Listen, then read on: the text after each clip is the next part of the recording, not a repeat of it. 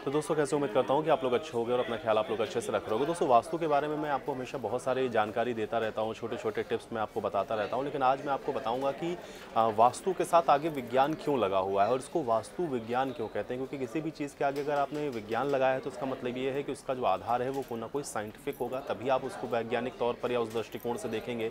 तो इसलिए अगर आपको ये लगता है कि ये सिर्फ और सिर्फ एक तरीके की मानने वाली चीज़ें हैं या एक तरीके का मिथ है, तो फिर आप ये गलत सोचते हैं, क्योंकि ये एक तरीके का साइंस है।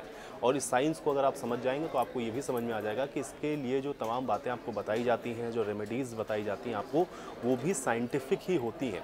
उनको बताने का तरीका इतना आसान आपके लिए किया गया है ताकि आप उन चीज़ों को समझ पाएँ, अपने आप से आप रिलेट कर पाएँ।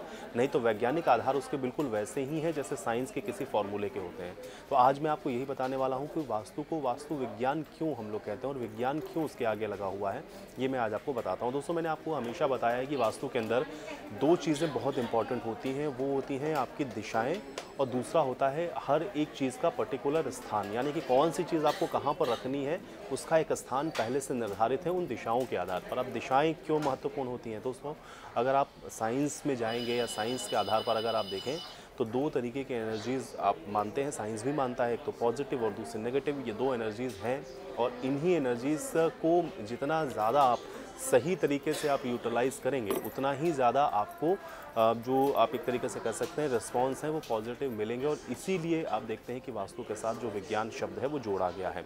अब इसमें सबसे बड़ी बात यह है कि जो लोग ये कहते हैं कि ये जो बातें बताई जा रही हैं इसका कोई इम्पैक्ट नहीं होता, तो मैंने आपसे कहा कि इसके साथ एक तो विज्ञान है, दूसरा ये है कि अगर इसकी बहुत डीप में आप जाएंगे या बहुत डेप्थ में जाएंगे तो किसी भी एक्सपर्ट से जब आप पूछेंगे तो वो आपको इसके बारे में बहुत सारी ऐसी बातें बताएगा जो सुन करके आप चौंक जाएंगे। लेकिन आज मैं आपको कुछ छोटी छोटी ऐसी इंपॉर्टेंट चीज़ें बता रहा हूँ जो मुझे लगता है कि आपको थोड़ा समझने में आसानी होगी। जैसे पॉजिटिव और नेगेटिव वाइब्स, जितना ज़्यादा नेगेटिव वाइब्स को आप दूर करेंगे या नेगेटिव एनर्जीज़ को दूर करेंगे और पॉजिटिविटी जितनी ज़्यादा आपके घर के अंदर होगी उतना ही ज़्यादा उसके जो रिजल्ट हैं वो आपको पॉजिटिव मिलेंगे। और यही बेसिक बातें हैं जो कि वास्तु के साथ जुड़ती हैं और इसीलिए वास्तु को वास्तुशास्त्र या वास्तु विज्ञान भी कहा जाता है।